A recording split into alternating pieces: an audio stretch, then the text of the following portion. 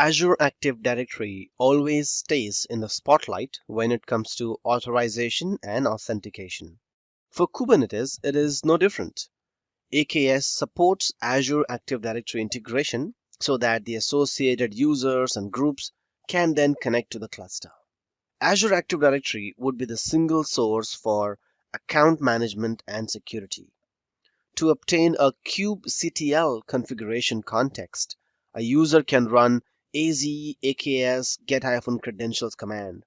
And then when the user interacts with the kubectl to manage the Kubernetes clusters, they are prompted to sign in with Azure AD credentials. In Azure AD, you define roles and then assign users or groups to these roles. The roles or the role definitions are then scoped to a particular resource or a resource group or a subscription. Let's chat about roles and cluster roles, okay? So roles are used to grant permissions within a Kubernetes namespace. So before you assign permissions to a user using RBAC, you define these permissions with the help of a role. You will then assign the users to this role. Cluster role is a bigger concept.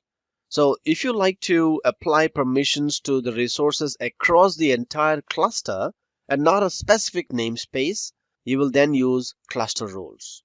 So the role is there to assign permissions within a namespace, and cluster role is there so that you assign permissions across the entire cluster.